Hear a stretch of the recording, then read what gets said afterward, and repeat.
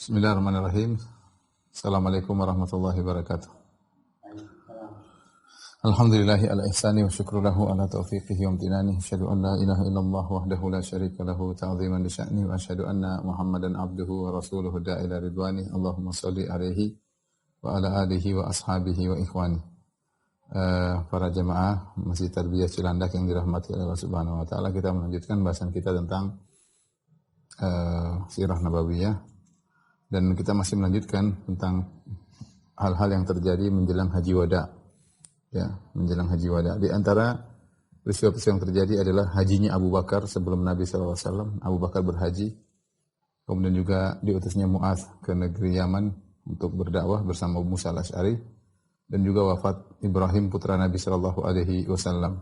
Kita mulai dari hajinya Abu Bakar As-Siddiq radhiyallahu ta'ala anhu.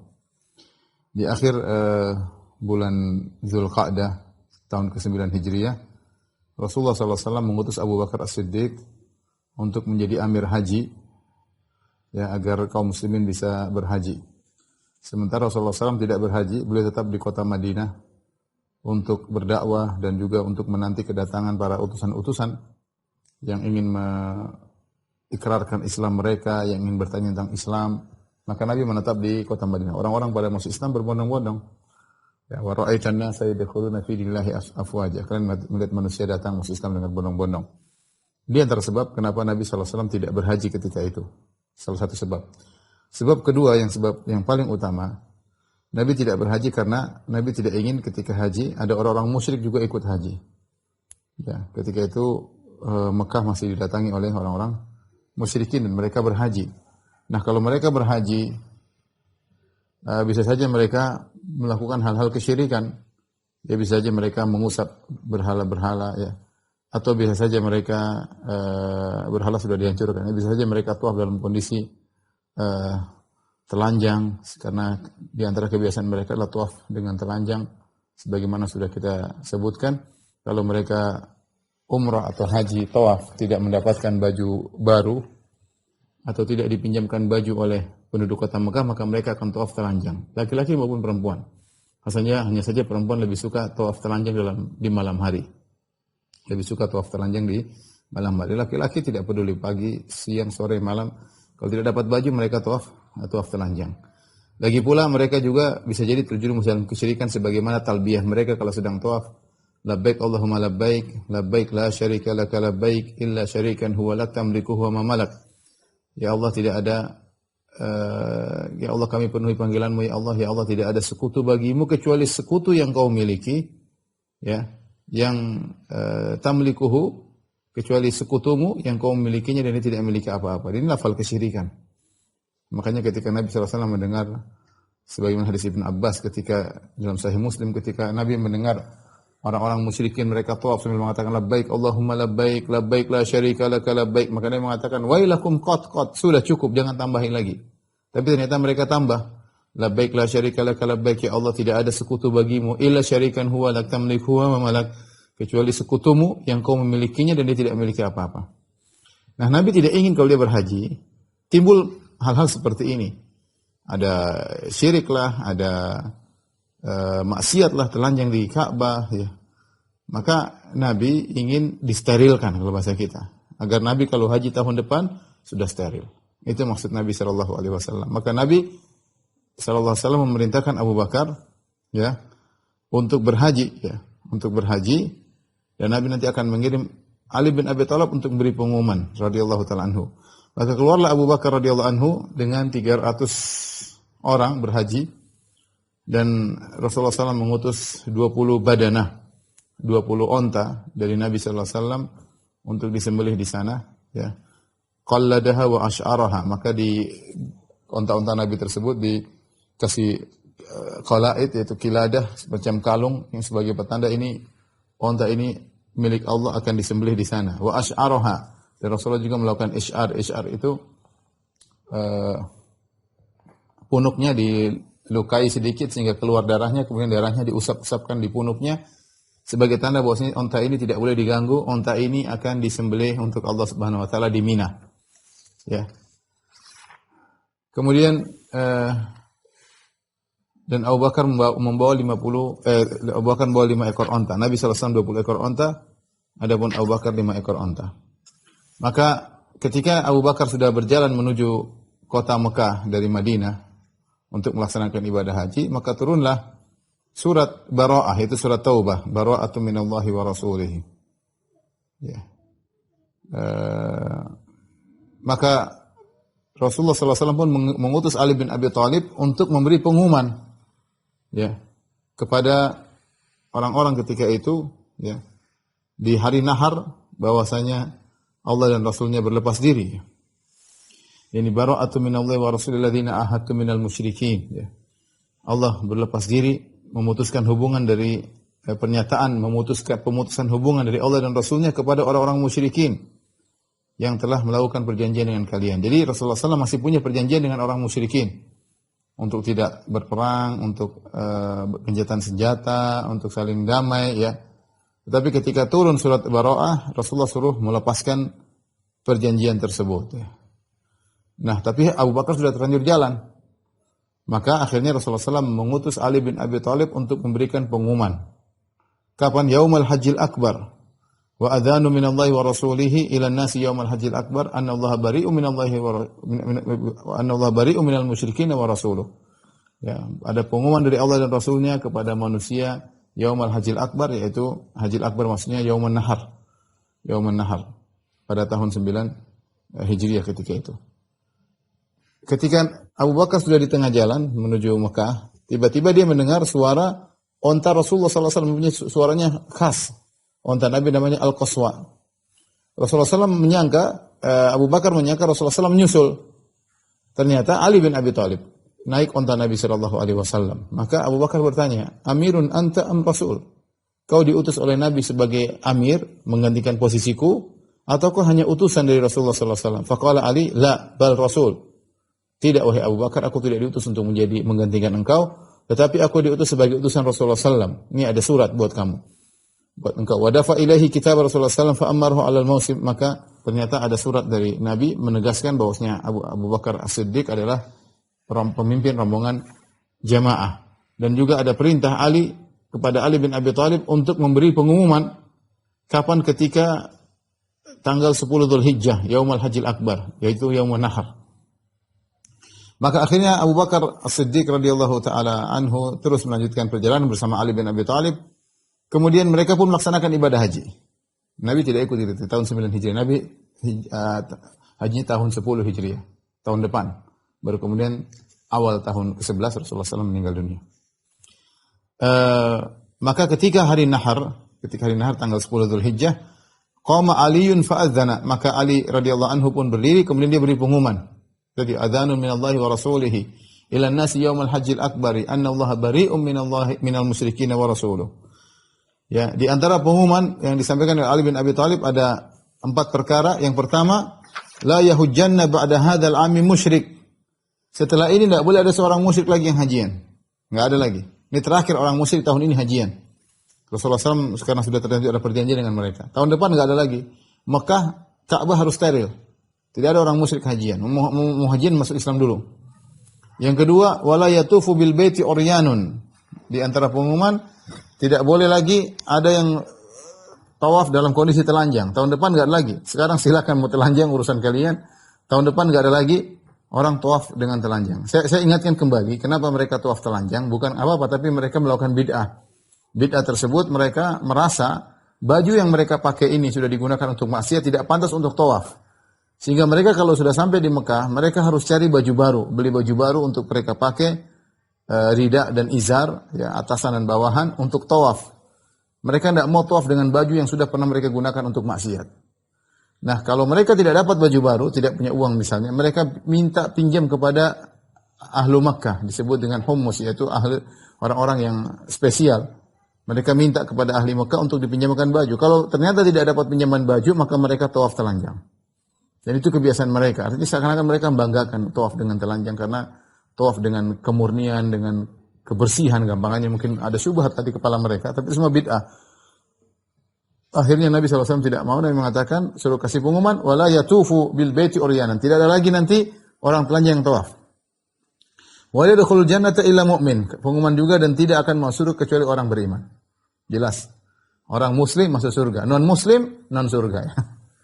Muslim surga, non muslim non surga. Non surga di mana? Ya di neraka ya. Yang keempat, man kana lahu ahdun fa ahdu ila muddati. Barang siapa yang punya perjanjian damai dengan kaum muslimin dari kaum musyrikin yang punya perjanjian damai sampai waktu ditentukan, fa ila muddatihi, maka sampai kepada waktu tersebut. Wa man lam yakun lahu ahdun, yang tidak punya perjanjian damai dengan kaum muslimin, fa ajaluhu arba'atu ashhur. Ya. Maka waktu dia 4 bulan. Silakan dia ke Makkah selama 4 bulan. Fa idza madatil arba'atu ashhur fa inna Allah bari'un minal musyrikin wa rasuluh. Kalau sudah 4 bulan, maka Allah dan Rasulnya berlepas diri. Tidak ada perjanjian damai. Tidak ada perjanjian damai. Maka Abu Bakar As-Siddiq radhiyallahu ta'ala anhu ya, juga mengutus Abu Hurairah bersama Ali bin Abi Thalib untuk berikan pengumuman tersebut. Ya, maka mereka pun berteriak di Arafah, di Mina, di Masyair, tempat-tempat pelaksanaan haji. Mereka beri pengumuman. 4 perkara tadi. Pokoknya enggak ada lagi orang musyrik haji yang tahun depan, enggak ada lagi yang tawaf telanjang, bahwasanya surga hanya untuk orang beriman. Yang keempat, yang punya perjanjian damai, maka dilanjutkan sampai waktunya. Jatuh temponya kalau selesai enggak diperpanjang. Yang tidak punya perjanjian damai ada waktu 4 bulan untuk membenahi diri. Setelah itu tidak ada namanya Allah berlepas diri dan Rasulnya berlepas diri.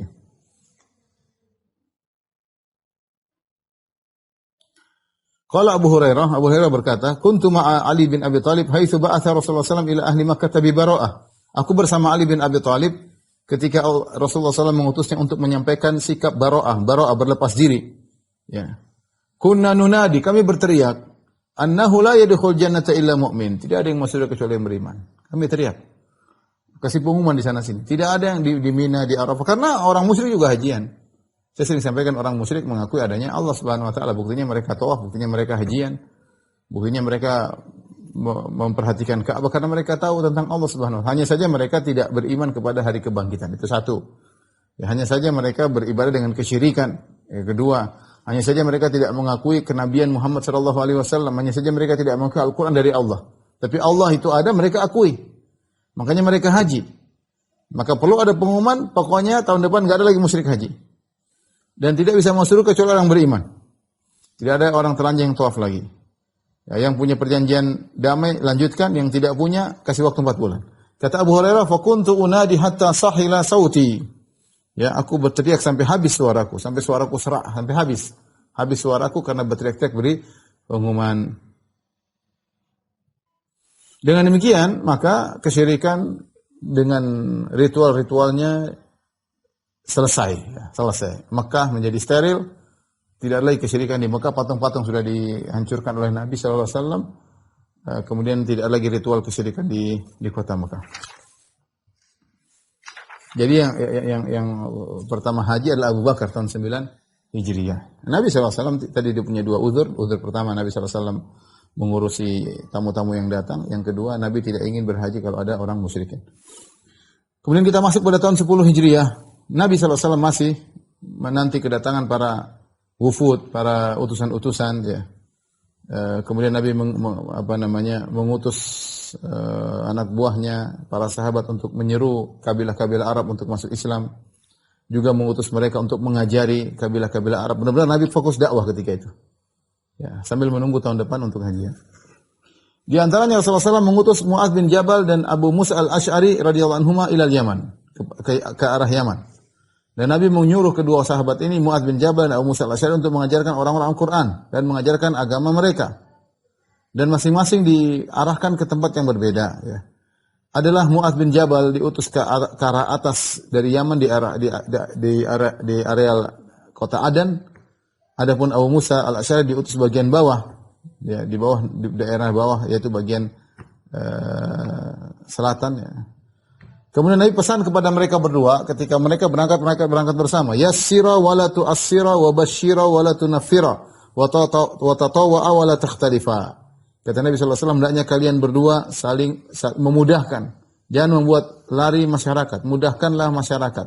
Wa la tu'assira, jangan repotkan mereka, jangan susahkan mereka. Basyira, berilah kabar gembira kepada mereka, wa la tunaffira, jangan buat mereka lari. Ini wasiat Nabi karena mereka akan berdakwah. Dan antara yang mereka adalah ahlul kitab. Jadi jangan sulitkan, jangan persulit. Jangan buat mereka lari. Kemudian kata Nabi, wa tatawa'a wa la takhtalifan. Hendaknya kalian saling mengalah dan jangan berselisih. Ini wasiat yang indah dari Nabi SAW kepada dua dai ini. Kata Nabi, tatawa'a wa la takhtalifan. Hendaknya kalian bersama-sama saling mengalah dan jangan berselisih. Dan ini perlu dicamkan bagi seluruh dai ketika mereka dalam bekerja sama, saling mengalah. Saling mengalah. Selama ini perkara ijtihadiyah, saling mengalah, ya. Jangan berselisih. Jangan nyinyir sana nyinyir sini. Kalau perkara ijtihadiyah tidak perlu kita besar-besarkan, ya. Karena kalau sudah yang di atas berselisih, para dai berselisih, maka pasti ada gap di bawahnya. Apalagi masing-masing punya pengikut. Ini hanya membuat kekacauan. Ini disenangi oleh setan. Allah berfirman, wa qul li ibadi yaqul latihi ahsan inna syaitana yanzagu bainahum. Sampaikanlah kepada hamba-hambaku untuk mengucapkan kata-kata yang terbaik. Sungguhnya syaitan mengadoba di antara mereka. Inna syaitana kana lil insani aduwwan mubina. Sungguhnya syaitan adalah musuh yang nyata. Kalau manusia secara umum disuruh mengucapkan kata-kata yang terbaik, apalagi para dai di antara mereka. Lainnya mereka saling menyayangi, saling mencintai, saling menasihati, bukan saling nyinyir, saling menjatuhkan, ya, merendahkan, ya, membuat orang lain tertawa pada mereka, mengejek mereka. Ini perkara yang tidak benar, ya. Kalau kita bantai-bantai ilmiah tidak perlu kemudian membuat bahan olok-olokan, enggak. Saudara kita, ya. Kalau kita kepada ahlul bid'ah saja kita begitu, apalagi kepada sama ahlus sunnah, ya. Maka seorang waspada, jangan sampai terikut dengan syaitan. Ya, kalau ada ustadznya seperti itu, tinggalkan, enggak usah diikuti, ya. Enggak usah diikuti. Lihat Nabi pesan kepada Abu Musa al-Asy'ari dengan Mu'adz bin Jabal. Tatawwa'a wa la takhtalifah. Hendaknya saling mengalah, jangan berselisih. Saling mengalah, jangan berselisih. Ya, selama ini perkara ijtihadiyah, ya saling mengalah sudah. Enggak usah ribut. Tapi di antara faedah dari kisah ini, ya, bagaimana Rasulullah SAW menyuruh agar mereka berdua berdakwah dengan lembut, ya, agar orang-orang tidak kabur, ya. Dan juga Rasulullah menyuruh mereka untuk mengajarkan Al-Quran. Ini penting tentang Al-Quran, tafsir Al-Quran, ya.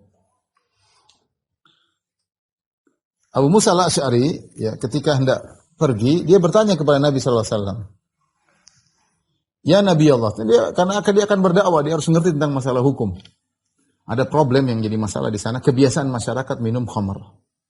Bagaimana dihadapi? Dia bertanya, Rasulullah, ya Nabi Allah, inna ardana biha syarabun minasyair yuqalu lahu al-mizru wa syarabun minal asal yuqalu lahu al-bid'u.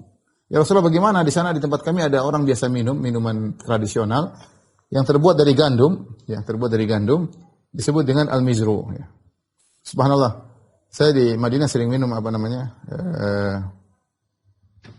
nabih dari gandum, enak. Sebelum jadi alkohol tentunya. Sebelum jadi khamar tentunya. Difermentasi sebentar, kemudian lezat, ya. Lezat dari gandum, ya. Kalau dari fermentasi beras belum pernah, ya. Tapi kalau dari gandum saya sering minum dan dijual di sana. Tentunya tidak memabukkan kalau sudah fermentasinya berlebihan, maka jadi bukan nabis lagi tapi jadi khamar. Nah, di sana di Yaman, kata Abu Musa al-Asy'ari, orang-orang di sana punya minuman tradisional yang mereka fermentasikan sampai menjadi khamar, terbuat dari syair, dari gandum, namanya al-mizru. Kemudian juga mereka punya minuman tradisional terbuat dari madu, mereka fermentasi sehingga menjadi khamar, namanya al-bid'u. Bagaimana dengan minuman tersebut, wahai Rasulullah? Kata Rasulullah SAW, kullu muskirin haram. Semua yang memabukkan hukumnya haram. Semua yang memabukkan hukumnya haram. Perhatikan ada faedah yang indah dari Al-Hafidz Ibnu Hajar dalam Fathul Bari ketika mengomentari hadis-hadis tentang pengutusan Mu'adz bin Jabal dan juga Abu Musa al-Asy'ari. Kata Al-Hafidz dalam Fathul Bari, beliau berkata, Ibnu Hajar, wa qad dalla ba'tsu Abi Musa al-Asy'ari ila al-Yaman ala annahu kana aliman fatinan hadhiqan. Nabi ketika mengutus Mu'adz bin Jabal dengan Abu Musa al-Asy'ari menunjukkan dua orang ini orang cerdas, dan Abu Musa al-Asy'ari termasuk orang yang alim, diutus untuk dakwah, harus punya ilmu karena akan berhadapan dengan orang-orang di sana banyak tentang hukum-hukum. Enggak ada WhatsApp dulu, enggak ada WhatsApp, enggak ada telepon, enggak ada sarana komunikasi. Yang diutus harus orang pintar. Kalau enggak nanti kacau, ya. Enggak sempat mau nanya sama Nabi gimana cara nanya, susah. Harus nunggu kirim surat mungkin berapa minggu atau berapa bulan baru kembali lagi 2 bulan.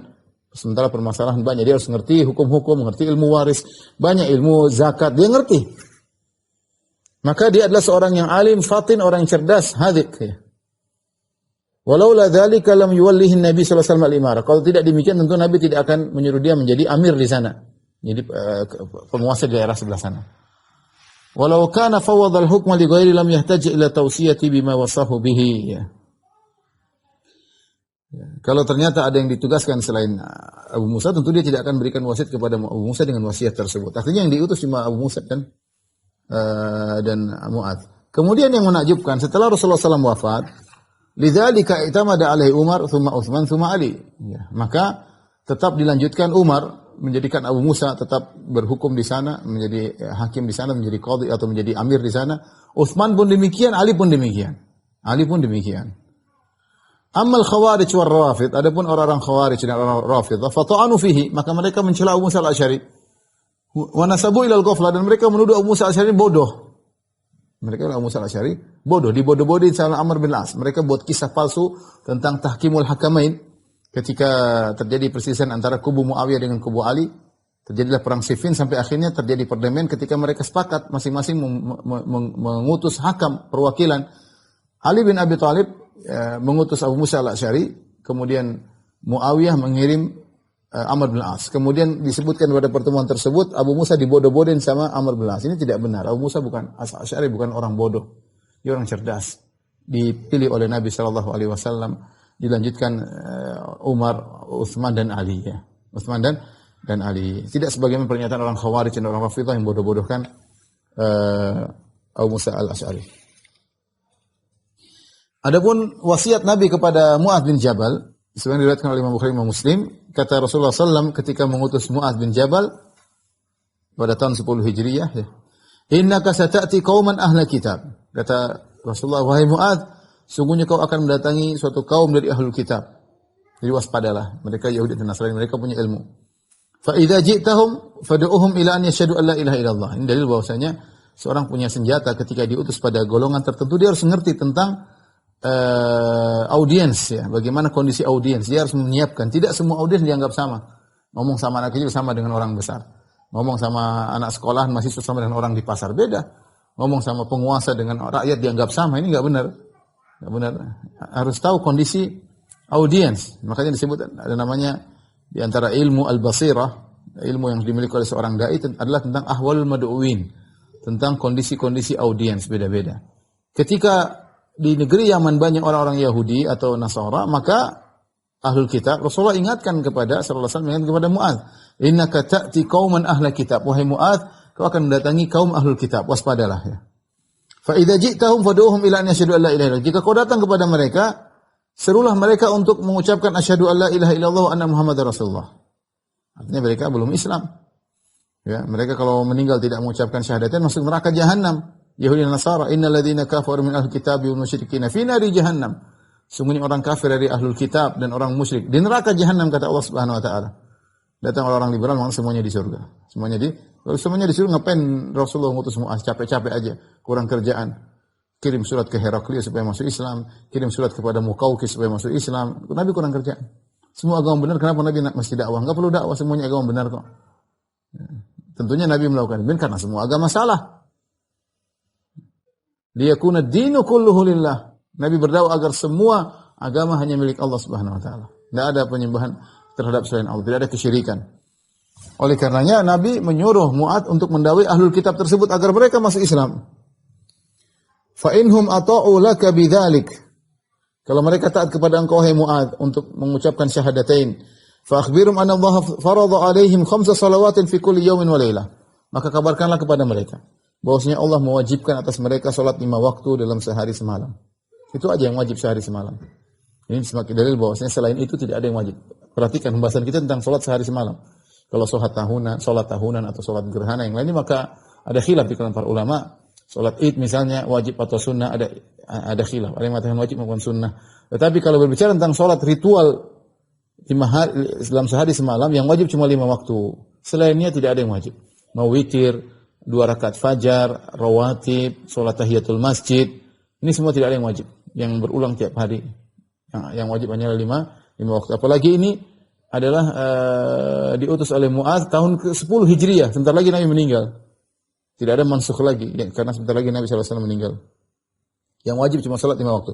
Fa innahum ata'ulaka bidzalik. Kalau mereka taat kepada engkau, fa akhbirhum anna Allah qad farada 'alaihim shadaqatan tu'khadhu min aghniyahim faturaddu 'ala fuqara'ihim. Kalau mereka taat mau salat, kabarkan kepada mereka bahwasanya Allah mewajibkan mereka untuk membayar zakat. Sedekah maksudnya zakat wajib. Yang diambil dari orang-orang kaya mereka dan dikembalikan kepada orang miskin mereka. Diambil buat kepentingan mereka sendiri, yang kaya diambil dikembalikan kepada fakir miskin. Ya.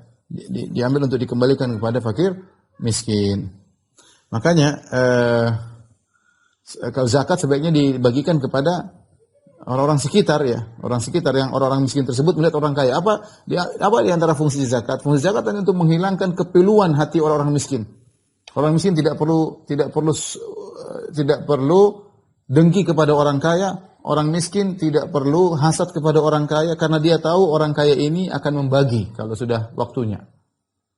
Ya, dia akan membagi sehingga tidak ada kedengkian dari hati orang miskin, tidak ada kepiluan hati mereka, tidak ada hasad karena mereka tahu orang-orang kaya ini bertanggung jawab, mereka akan kasih zakat kepada orang miskin. Oleh karenanya zakat bagus dibayar kepada orang kaya, orang miskin sekitar kita. Ya, kalau sudah berlebihan baru kita lempar ke daerah luar. Makanya dikatakan di sini sadaqatun tu'khadhu min aghniyahim faturaddu 'ala fuqarihim. Sedekah yang diambil dari orang kaya mereka dan dikembalikan kepada orang miskin mereka. Diputar kepada mereka sendiri ya, pada penduduk Yaman. Fa inhum ata'ulaka bidzalik. Kalau mereka taat untuk bayar zakat, fa iyyaka wa qara'ima amwalihim, maka waspadalah engkau dari harta yang mulia. Karaim jamak dari karimah, yaitu nafisah, yaitu harta yang paling berharga. Kalau kamu ngambil zakat mereka, wahai Mu'adz, jangan ngambil zakat yang hewan yang paling bagus. Misalnya onta 5 ngambil 1. Misalnya jangan ambil yang paling kambing 40, ambil 1. Jangan ambil yang paling bagus, enggak, ambil yang sedang-sedang aja. Hati-hati. Kalau kau mengambil yang paling bagus, mereka bisa jadi jengkel. Wattaqi da'watal mazlum, berarti kau zalimi mereka. Kalau kau sudah zalimi mereka, waspadalah dengan doa mereka. Fa innahu laisa bainahu bainallahi hijab. Sungguhnya doa orang yang dizalimi tidak ada hijab perantara antara dia antara doa tersebut dengan Allah Subhanahu wa taala. Artinya mudah dikabulkan. Hati-hati kita menzalimi orang. Dia mungkin berdoa sekarang, ya Allah binasakan si fulan. Dia telah menghina aku, dia telah menzalimi aku. Taib. Mungkin dikabulkannya 10 tahun lagi, 20 tahun lagi, tapi akan dikabulkan. Akan dikabulkan. Ya, dakwanya orang zalimi mengerikan. Dan orang yang menzalimi kadang dia jatuh tanpa dia sadari. Dia terjatuh, dia mulai terpuruk, mulai terhina, mulai terendahkan terus pelan-pelan. Dan dia merasa itu normal, dia merasa itu natural. Bukan, padahal itu adalah hukuman dari Allah. Saking Allah begitu lembutnya menjerumuskan dia, dan itu akibat doa orang yang dia zalimi, dia tidak sadar. Dia tidak sadar. Sebagian orang-orang musyrikin, walaqad akhadnahum bil adzabi famastakanu li rabbihim wa ma yatadarrun. Sungguh kami telah menyiksa memberi hukuman kepada orang-orang musyrikin, famastakanu li rabbihim. Mereka tidak tunduk kepada Allah. Subhanallah, mereka sekarang kan perkara biasa, natural, alami, ada musibah ini, ada musibah ana, musibah itu, enggak ada masalah ya. Ini bahayanya. Oleh karena waspada dengan doa orang yang jangan zalimi orang lah, jangan zalimi orang apapun, jangan jatuhkan harga dirinya, jangan berbohong atas namanya, jangan ngada-ngadain asal nuduh sembarangan.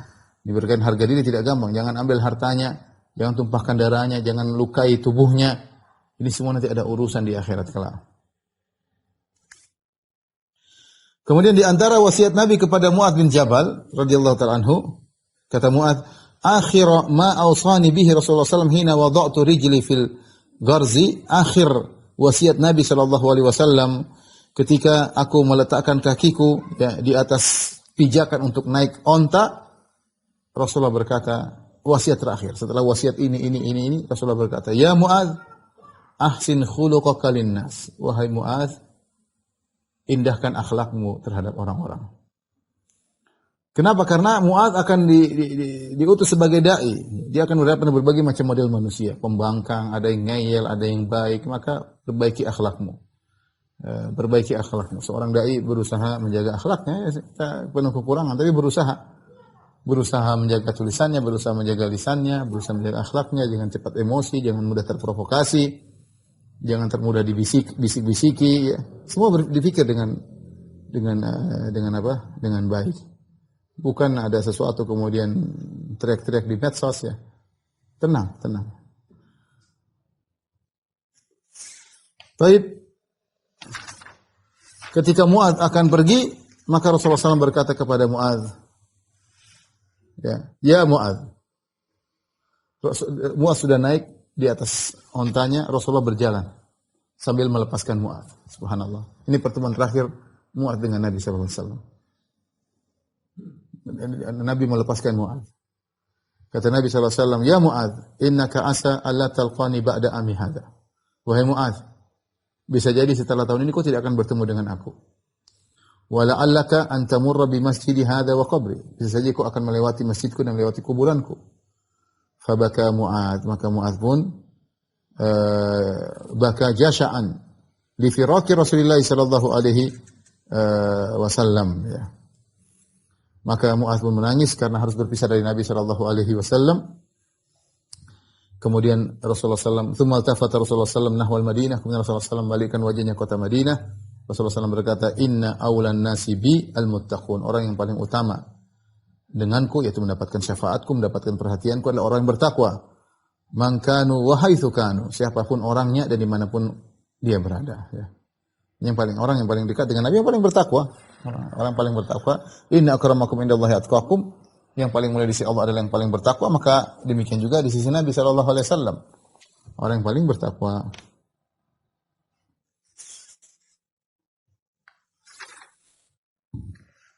Yang kisah terakhir pada malam hari ini tentang wafatnya Ibrahim ibn Rasulullah. Wafatnya Ibrahim putra Rasulullah sallallahu alaihi wasallam. Ibrahim putranya Nabi sallallahu alaihi wasallam wafat pada tanggal 10 Rabiul Awal tahun 10 tanggal 10 Rabiul Awal 10 Hijriyah, ya, di rumah ibu susuannya namanya Ummu Saif. Umurnya ketika itu 16 bulan, masih kecil, 16 bulan.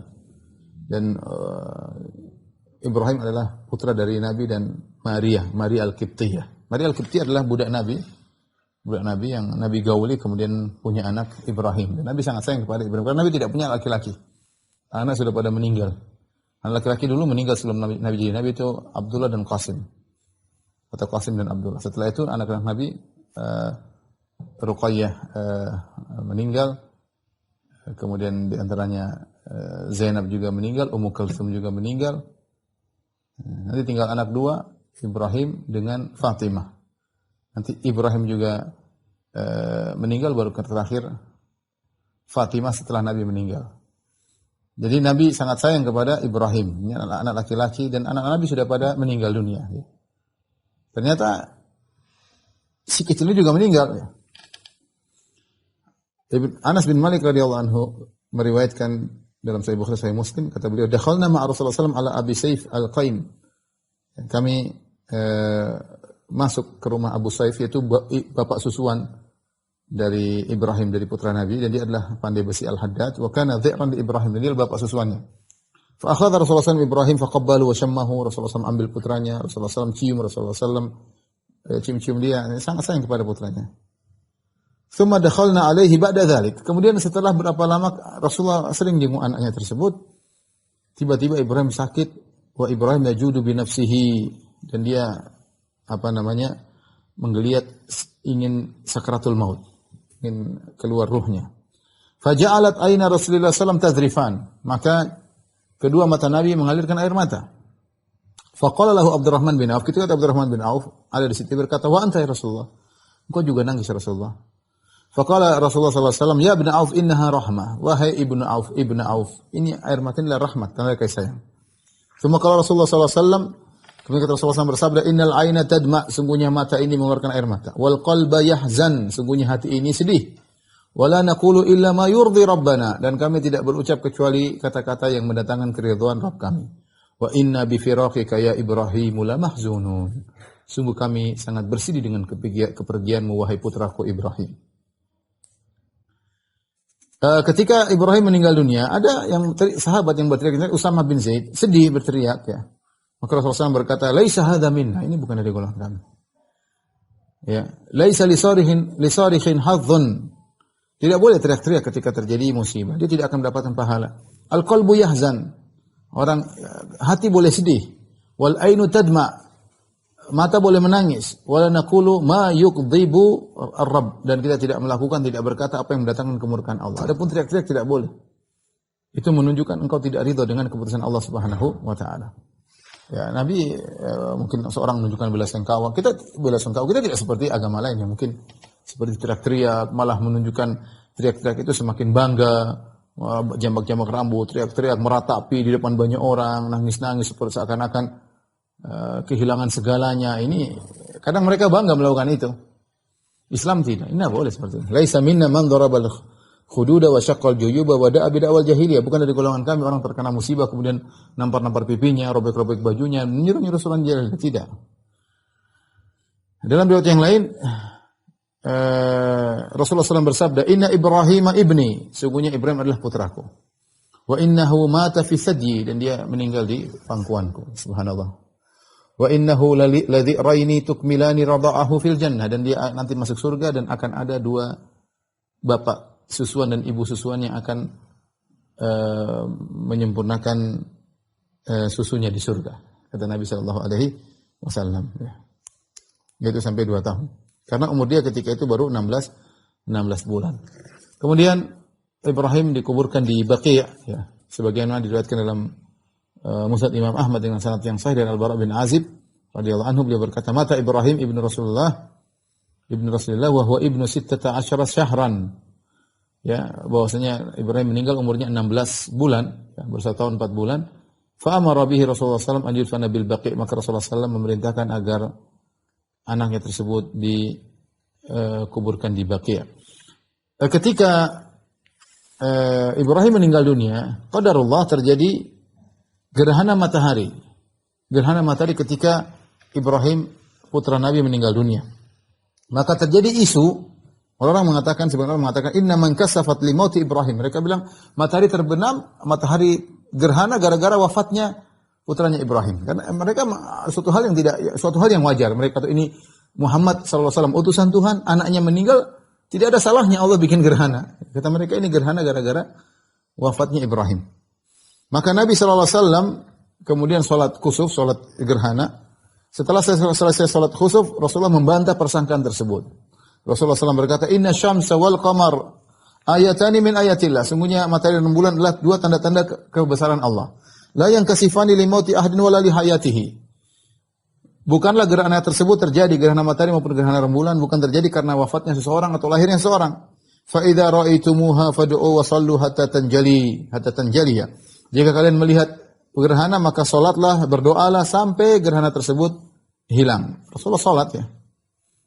Dalam hadis yang lain kata Rasulullah SAW, ya. Jadi ini seandainya Rasulullah mengajarkan khurafat, ini kesempatan Nabi untuk berkhurafat. Lihat anakku mati, tatkala orang semakin percaya sama Nabi. Tapi Rasulullah tahu ini tidak benar. Rasulullah utusan Allah, ini sekedar biasa. Tidak ada kaitannya dengan gerhana, tidak ada kaitannya dengan kejadian di alam. Subhanallah, tauhid, ya. Dan bagaimana kalau kita lihat umat terdahulu, mungkin mereka mengkait-kaitkan, oh ini berarti ada begini. Nabi SAW sederhana, tidak ada apa-apa. Ya, tidak ada apa-apa, ini tidak ada kaitannya dengan ini semua. Ini cuma gejala alam. Ya, kalian bertakwa kepada Allah, berdoa kepada Allah, istighfar, ya, bukan terkait dengan lahirnya seorang atau wafatnya seorang. Kemudian Rasulullah SAW sholat gerhana, ya. Ya, tadi nasihat setelah sholat. Ketika Rasulullah sholat gerhana, ada yang terjadi ketika itu dengan sholat gerhana sebagaimana kita tahu. Semua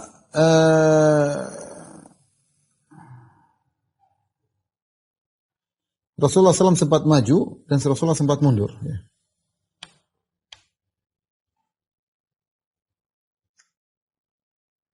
Rasulullah SAW mundur, maka saf-saf juga ikut mundur. Tsumma ta'akhkhar wa ta'akhkharat as-sufuf khalfahu hatta intahayna. Rasulullah mundur, orang salat, para sahabat ikut salat. Rasulullah ikut mundur, mereka juga mundur, ya. Sampai kami mundur, sampai kami sudah dekat dengan barisan para wanita, ya. Kata Abu Bakar, hatta intaha ila nisa. Rasulullah mundur, kami pun mundur, ya, sampai mendekati saf wanita. Tsumma taqaddama wa taqaddama an-nasu ma'ahu. Rasulullah maju, orang pun ikut maju. Hatta qama fi maqami fansarafa hinan saraf. Ya, maka Rasulullah salat lama sampai ketika Rasulullah selesai matahari sudah terang kembali. Rasulullah berkata setelah itu, "Ya ayuhan nas, innamasy syamsu wal qamaru ayatani min ayatillah." Wahai manusia sekalian, sungguhnya rembulan dan matahari adalah dua tanda-tanda kebesaran Allah. Wa innahuma la yankasifani li mauti ahadin minan nas. Dan ini dua tidak terjadi gerhana karena kematian seorang. Fa idza ra'aitum syai'an min dzalik fasallu hatta tanjaliya. Kalau kalian melihat ada gerhana apapun, maka salatlah sampai hilang gerhana tersebut. Ya. Ma min syai'in tu'adunahu illa qad ra'aitu fi salati hadhihi. Apa saja yang kalian janjikan aku telah melihat pada salatku ini. Rasulullah dibukakan banyak hal ketika salat gerhana tersebut. Laqad ji'a bin nar, Rasulullah diperkenalkan neraka jahanam. Wa dzalikum hina ra'aitumuni ta'akhartu makhafata an yusibani min lafhiha. Aku diperkenalkan neraka maka aku mundur. Aku khawatir apinya mengenaiku. Hatta idza ra'aitu fiha sahibal mihjan yajurru qasbahu fin nar. Aku melihat ada orang sahibul mihjan, itu orang punya tongkat, dia mencuri di Ka'bah. Orang lagi tawaf dia curi. Aku lihat dia menggeret ususnya di neraka jahanam. Wa kana yasrikul hajj bi mihjanihi. Dia mencuri jemaah haji dengan tongkatnya, dia tarik barang-barang orang. Ketika ditangkap, kenapa kau ambil barang? Maka fa in futina lahu, kata Nabi, kalau dia ketahuan dia berkata inna ma ta'allaqa bi mihjani. Ini tadi barangnya kecantol tongkat saja, tongkatnya sepertinya ada bengkoknya.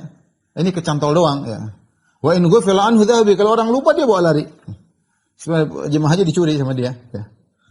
Dan dia dimasukkan neraka oleh Allah Subhanahu wa taala. Hatta ra'aitu fiha sahibal hirra allati rabatatha falam tat'amha wa lam tada'ha ta'kul min khashashil ardi hatta matat ju'an. Aku lihat juga ada seorang wanita sahibatul hirra yang punya kucing, yang dia ikat kucingnya, dia tidak kasih makan. Tidak dilepas untuk cari makan sendiri ya, makan serangga-serangga khashashil ard. Dan juga tidak dikasih makan hatta mata ju'at, sampai kucing tersebut mati karena kelaparan. Rasulullah lihat dia dimasukkan dalam neraka jahanam. Mengerikan ya. Ini yang pertama zalim kepada orang, yang kedua zalim kepada hewan. Dua-duanya masuk neraka. Hati-hati ibu-ibu yang melihara kucing, hati-hati kalau nggak bisa melihara lepas saja kucingnya ya. Jangan pelihara-pelihara itu nggak dikasih makan sampai mati ya. Tsumma ji'a bil jannah, kemudian datangkan surga kepadaku, wa dzalikum hina ra'aitumuni taqaddamtu, waktu kalian lihat aku maju itu aku melihat surga. Hatta qumtu fi maqami, sampai aku berdiri di sini. Wa laqad madadtu yadi wa ana uridu an tanawala min thamariha litanzuru ilaihi. Aku hampir-hampir ingin mengambil ini perkara yang menakjubkan ya, perkara yang orang lain tidak lihat tapi Nabi lihat, ditampakkan bagi Nabi, sampai aku ingin mengambil buah yang ada di surga agar kalian bisa lihat buah tersebut. Tsumma badali alla af'al, aku kemudian nampaknya aku tidak melakukannya. Ya, ini semua terjadi ketika Nabi sholat gerhana dengan sholat yang sangat panjang. Perhatikan ikhwan dan akhwat yang Allah Subhanahu wa taala, bagaimana petunjuk Nabi ketika mengalami musibah ya. Nabi sudah banyak mengalami musibah Nabi sangat banyak, karena demikianlah konsekuensi dari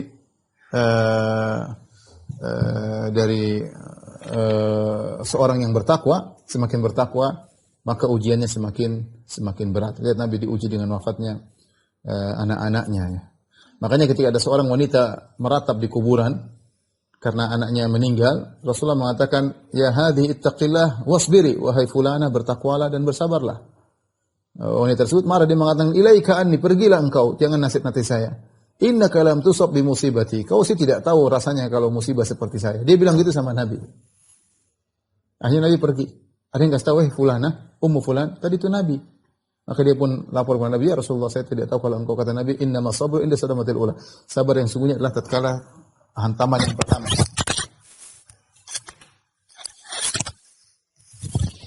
Sabar yang paling utama adalah di hantaman yang pertama ya. Dia tidak tahu bahwasanya Nabi sallallahu alaihi wasallam lebih diuji daripada dia. Dia mungkin anaknya baru satu meninggal, Nabi anaknya semuanya meninggal kecuali Fatimah. Anaknya 6 semuanya meninggal. Kecuali Fatimah meninggal setelah Nabi sallallahu alaihi wasallam. Tapi Nabi sallallahu alaihi wasallam boleh menangis, boleh bersedih, itu ujian sifat manusiawi, itu rahmat kasih sayang. Tetapi tidak boleh mengucapkan kata-kata yang bisa mendatangkan kemurkaan Allah Subhanahu wa taala. Demikian ikhwan dan akhwat yang rahmatillah subhanahu wa taala, kita lanjutkan insyaallah pada pekan depan, masih menjelang haji wada ya. Wallahu a'lam bishawab. Demikian saja apa yang saya sampaikan kepada para jamaah Masjid Tarbiyah Cilani rahmatillah subhanahu wa taala. Insyaallah kita lanjutkan pada pertemuan berikutnya. Wabillahi taufiq wal hidayah. Assalamualaikum warahmatullahi wabarakatuh.